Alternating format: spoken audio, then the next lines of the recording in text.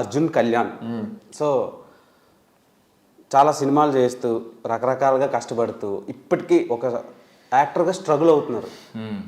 ఇలాంటి స్ట్రగ్లింగ్ టైంలో ఈ సినిమా మీకు ఉపయోగపడుతుంది అంటారా, లేదంటే అలా వచ్చే వెళ్ళిపోయినట్టు అంటారా? లేదు, అది ఖచ్చితంగా ఆల్రెడీ ఉపయోగపడుతుందని అనుకుంటున్నాను నేను. బికాజ్ దీనివల్ల నాకు ప్రమోషన్స్ ఏదైతే జరుగుతుందో ఇప్పుడు రైట్ నో, ఇది డెఫినెట్లీ ఇండస్ట్రీలో కొంచెం అర్జున్ కళ్యాణ్ ఒక యాక్టర్ ఉన్నాడు, లీడ్ రోల్స్ పనికి వస్తాడు, ఆర్ ఇట్లా ఉంటాడు చూడడానికి, ఇలా చేస్తాడు యాక్టింగ్ అన్నది నాకు తెలిసి ఒక ట్రేడ్ సర్కిల్స్లో వెళ్ళిందని నేను అనుకుంటున్నా. So I hope movie release అయ్యాక ఇంకొంచెం మంచి డీసెంట్ పాజిటివ్ టాక్ వచ్చి ఇంకా నన్ను ఒక నెక్స్ట్ లెవెల్కి తీసుకెళ్తుందని గట్టిగా కోరుకుంటున్నాను. జరుగుతుందని కూడా అనుకుంటున్నాను. మరి let's see, fingers crossed. Okay, and second question కూడా మీకే అడుగుతా. ఓకే, మీ దగ్గరికి వస్తా అంటే చాలా కొంచెం మాట్లాడాలి. ఓకే, దాచాం. సో రీసెంట్గా మీ ఫ్యామిలీ నుంచి వచ్చిన Bigg Boss Sohel cinema release అయ్యి ఫుట్ఫాల్స్ కోసం చాలా వరకు ట్రై చేశారు ఆయన, బాధపడ్డారు. సో రెండన్నా అనుకునే స్థాయి వరకు వచ్చారు ఆయన. సో ప్రొడ్యూస్ చేశారా, యాక్ట్ చేశారా అని పక్కన పెడితే బిగ్ బాస్ నుంచి బయటకు వచ్చిన కంటెస్టెంట్స్ ఎవ్వరు బిగ్ స్క్రీన్ మీద సక్సెస్ అవ్వలేకపోతున్నారు. దానికి రీజన్ ఏంటి? I don't think that's as a lead యాక్టర్గా. అభిజిత్ ఇప్పుడు బాగానే చేస్తున్నాడుగా ప్రాజెక్ట్స్. ఏం చేశారు బ్రో? ఇప్పుడు అభిజిత్ మొన్న ఒకటే 2-3 చేసింది తను. బిగ్ బాస్ నుంచి బయటకు వచ్చిన తర్వాత ఆయన కనిపించింది బిగ్ స్క్రీన్లో కాదు, ఓటీటీ చేశాడు, ఓటీటీ ప్లాట్ఫామ్స్లో. నేను అడుగుతుంది బిగ్ స్క్రీన్ కోసం అడుగుతాను. ఆబ్వియస్లీ బిగ్ స్క్రీన్ అందరికీ వర్కౌట్ కాదు, ఫస్ట్ థింగ్. సెకండ్ ఏంటంటే మనం ఇప్పుడున్న కరెంట్ మార్కెట్ ప్రకారం మనం ఫస్ట్ ఆడియన్స్ అప్రిసియేషన్ పొందాలి, ఆడియన్స్ మనల్ని యాక్సెప్ట్ చేయాలి. అది యాక్సెప్ట్ చేయడం డైరెక్ట్గా బిగ్ స్క్రీన్ మీద వెళ్ళి నేను తోపుని తిరుగునంటే రావడం కొంచెం కష్టమే. Unless if you're from some film family, అవుట్ సైడర్స్కి కొంచెం కష్టం ఆడియన్స్ని రాపట్టడానికి. అది ఎందుకని అట్లా జరుగుతుంది అన్నది ఇంకా మనం ఆడియన్స్ వ్యూయింగ్ ప్యాటర్న్ బట్టి మనం ఆలోచించుకోవాలి. బట్ హ్యావింగ్ సెట్ దట్, మనం మంచి కంటెంట్ రిలీజ్ చేస్తే ఇర్రెస్పెక్టివ్ ఆఫ్ నువ్వు బిగ్ బాసా కాదా అయినా కూడా వచ్చి చూస్తాను. ఎందుకంటే బిగ్ బాస్ తమిళ్లో ఉన్న యాక్టర్స్ సక్సెస్ఫుల్ ఉన్నారు, బిగ్ బాస్ కన్నడలో యాక్టర్స్ సక్సెస్ఫుల్ ఉన్నారు. ఇక్కడ కూడా అలాంటి పొటెన్షియల్ ఉన్న యాక్టర్స్ బిగ్ స్క్రీన్ వీడికి సెట్ అవుతాడు, ఖచ్చితంగా సినిమాలు సూట్ అవుతాయి, వీడు ఒక మెయిన్ లీడ్ హీరోగా ఎదగగలడు అని అనుకుంటే నేను అనుకోవడం సక్సెస్ఫుల్ ఈరోజు కాకపోతే రేపన్నా అవుతాడు అని అనుకుంటున్నాను నేను.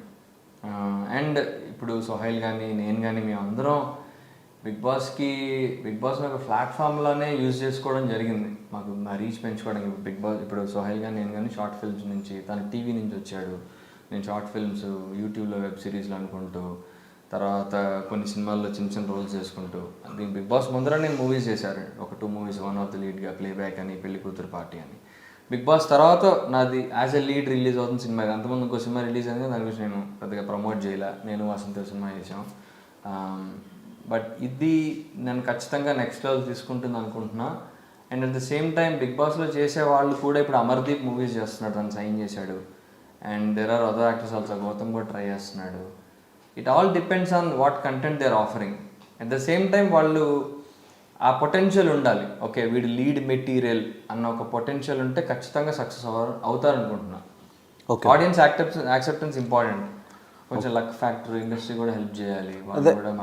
360 డైమెన్షన్స్ అన్ని కలిసి రావాలి. ఇంకా చెప్పలేము అన్ని. ఇప్పుడు ఆడియన్స్ యాక్సెప్టెన్స్ ఉన్నా ఇండస్ట్రీ యాక్సెప్టెన్స్ ఉండాలి మాకు. మళ్ళీ ఇండస్ట్రీ నుంచి మాకు ఆఫర్స్ రావాలి.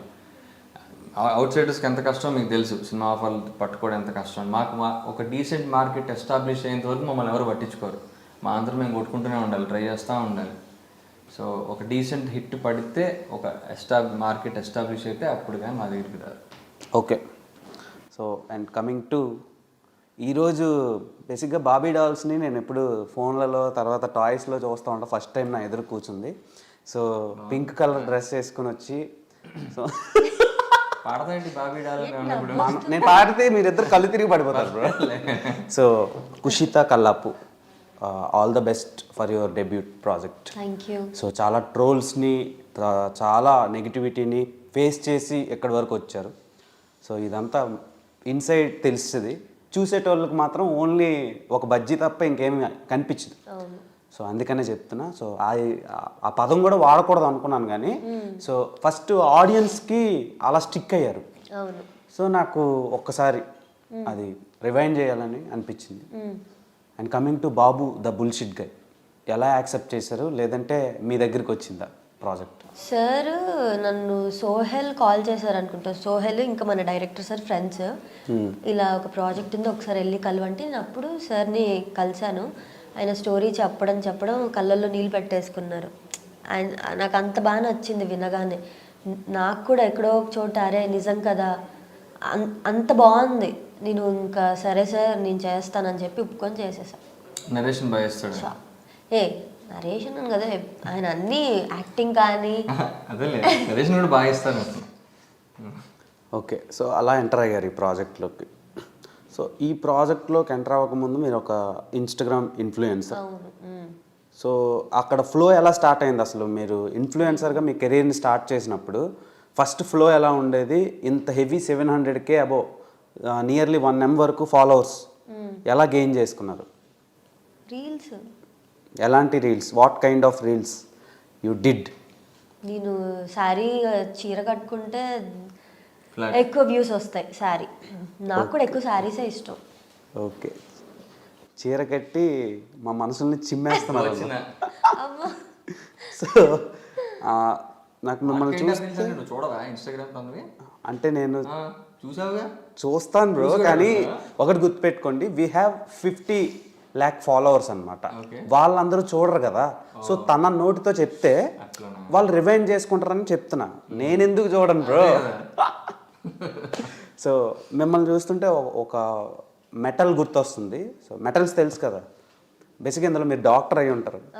సో మీరు చదివే ఉంటారు కెమిస్ట్రీ, బయాలజీ, ఫిజియాలజీ చిన్నప్పుడు. కెమిస్ట్రీ అందులో డాక్టర్, బయట కాదు.